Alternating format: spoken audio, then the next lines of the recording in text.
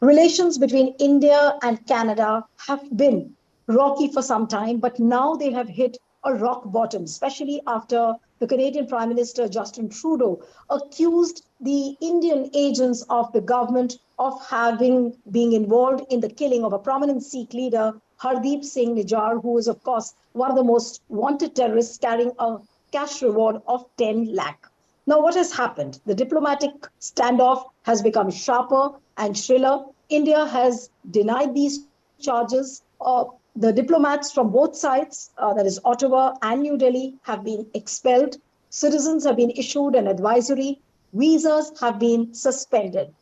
Now, the question which everyone is asking that can India and Canada repair their ties? Of course, Justin Trudeau has said that he's not trying to provoke India, but wants India to recognize the rule of law.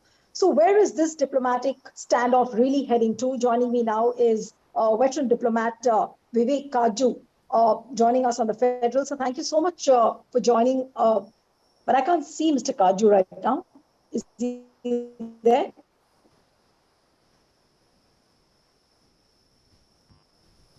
Hello. Yes, Mr. Katju? Yes, I can Yes, see you now. Yes, I can hear you. yes. Yeah, yeah. Welcome, sir. Welcome on the Federal. And so the first question, of course, is that India and Canada, basically, they are standing at a precipice of a breakdown of relations. Now, is Justin Trudeau to be held responsible solely for this? Look, I think Justin Trudeau gave a press conference in at the United Nations yesterday, where he reiterated the charges that he had made in his parliament on Monday. He said that the information that the Canadians had was uh, was I think the word he used was credible, and therefore he wanted India to join in a process which would help in getting to the bottom of this matter. Uh, he also invoked on a number of occasions that Canada is a rule of law country and believes in pursuing an international rules based world order. Now, India too has always observed international rules of the game and has scrupulously followed an international based world order. We've never broken such international or global rules. The problem is that the Canadians, for the last 4 decades and more, have shown a certain disdain for Indian sensitivities on the Khalistan issue. It is an open fact that there are many supporters of Khalistan, which is a secessionist movement as far as India is concerned. And there are Khalistani groups that pursue violence, and some of their leaders have been involved in violent activities in India. So, if Justin Trudeau says that Canada is a rule of law country and believes in following the international rules based order, he should, in all fairness, ensure that com- Indian requirements vis-a-vis Canadian citizens or Canadian nationals or others who are living in Canada are followed through.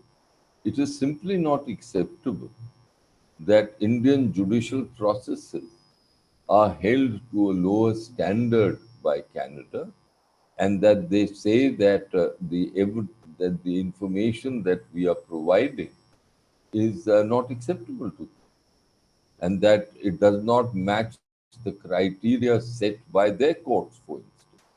That is Absolutely. not the way countries conduct business. Right. And therefore, uh, the this particular incident has revived very painful memories in India, and those memories go back to 1985, which is 38 years ago, when the Kanishk, Air India's Kanishk aircraft was bombed on account of complete negligence and indifference on the part of the Canadian authorities.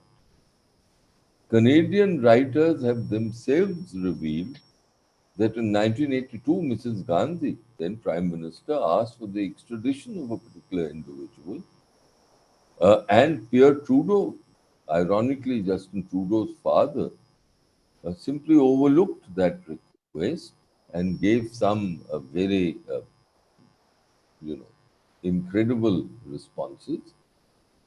3 years later, this man was involved deeply in that bomb, in the Kanishk bombing, in which 329 persons lost their lives. And thereafter, instead of showing alacrity and seriousness in pursuing investigations, the Canadians, and this is what a judicial inquiry of Canada itself has said, the Canadian agency is not only prevaricated, they wanted to cover their tracks. They wanted to show that they were not negligent. So it's not as simple a matter as the as Trudeau is putting out, uh, Nilu. And second is that such a charge has never been made against India, except by Pakistan. And we all know where Pakistan stands on terror. Right.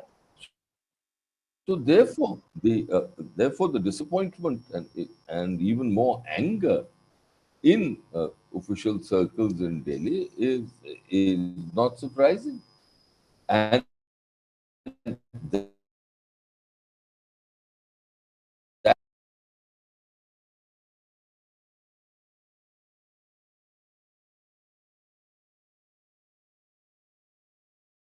anger has resulted in certain steps. Don't see this situation being unless Canada shows wisdom at this stage.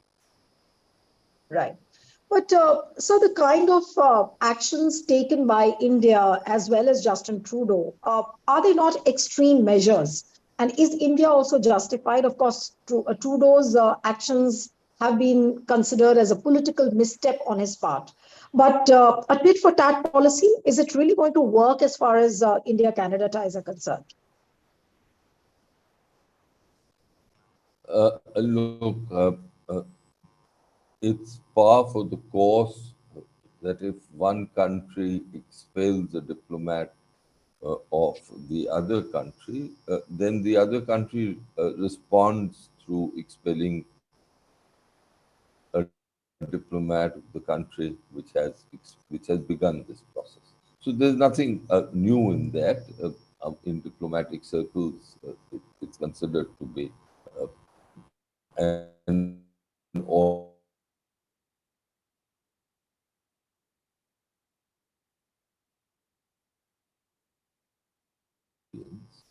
of India's great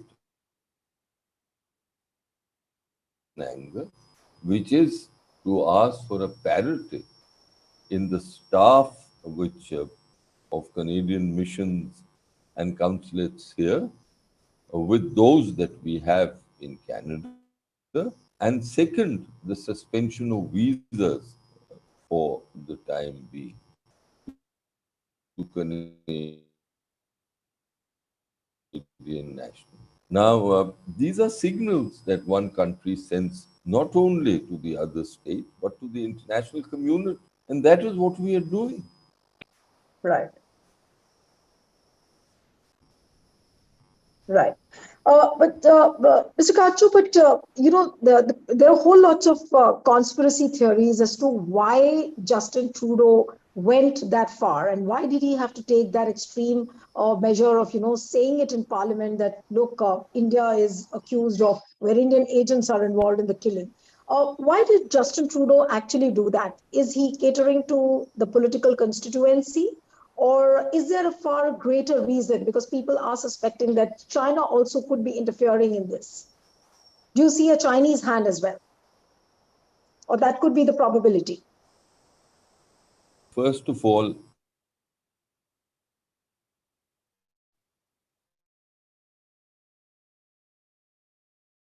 Justin Trudeau has made these. So it is Canada that is making these allegations because Canada is represented by its Prime Minister. I, for one, am not concerned with Justin Trudeau's domestic political compulsion. Whatever they may be, that don't uh, don't give him an excuse to embark on this course. Second, um, the Canadians have, and I think there's some investigation which is taking place or is taking place, have intervening in their domestic processes. And ironically, their national security advisor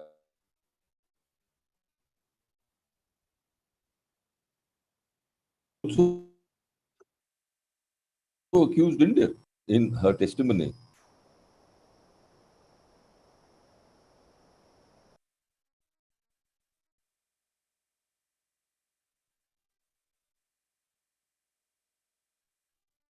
Or in an interview she gave in the month of June, in some ways of intervening in Canada's domestic. That was really going over the top on her part.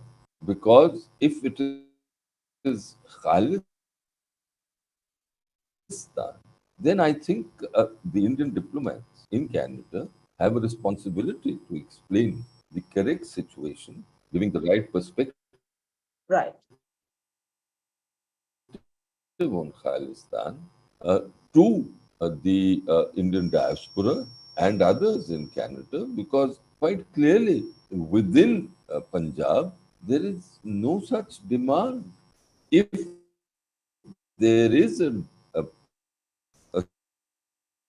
sentiment for Khalistan, and let us not forget that it has been a desire on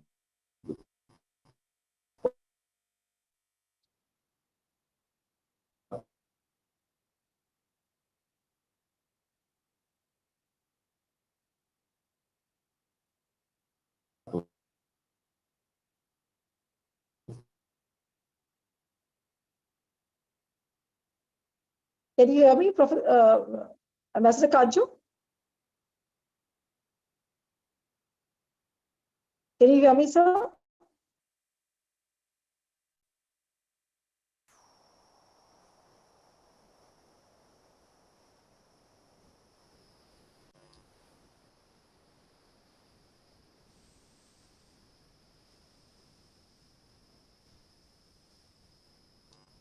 Ambassador Katju, can you hear me?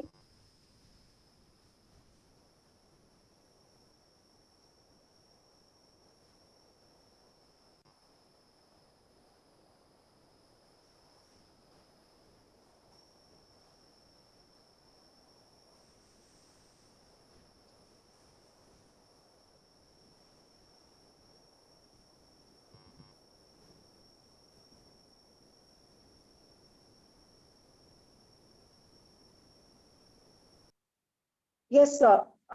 Ambassador Kaju, I just lost your audio. I think the internet is very, very unstable. But my final question to you, sir, is yes. that what can be done now, given the low which the two countries have seen in their relations? What's the first step now that, some kind of a withdrawal is seen on both sides? Uh, Well, what can the two countries do? I think You're right. This is an important relationship. It's Canada is not Pakistan, and it's unfortunate that they have leveled these allegations. I think first of all, the Canadians must pedal back. They must go back from the allegations that they've leveled. And second, there has to be a conversation, a candid conversation, quiet conversation. At what time, in what stage, and the manner in which this conversation takes place would Right. naturally be for the two governments to decide. But that conversation must take into account all aspects. And if Canadian laws have to be changed, so be it. Canada can't hide behind this idea of freedom of expression and allow demonstrations by Khalistanis, allow referendums to take place True. in Sikh Gurudwaras, uh, which challenge the sovereignty and territorial integrity of India or glorify the assassins of a former prime minister. The Canadians, I think, have to realize that this is not freedom of expression, and it is not sufficient to condemn them Absolutely. politically Yeah. and not be able to take legal action against them because you have no law. If after all, the Right. Canadian Parliament can enact laws and hold these people responsible. Right. Of course, it's quite unfortunate, but all eyes would be on what happens in the coming days and how soon can India and Canada really restore their ties. Thank you so much, Ambassador Kaju, and really sorry for the unstable internet today. And thank you so much for joining on the No. Federal. And one appeal to the viewers who are watching this interview, subscribe to our channel, send us your feedback, and stay tuned to the Federal.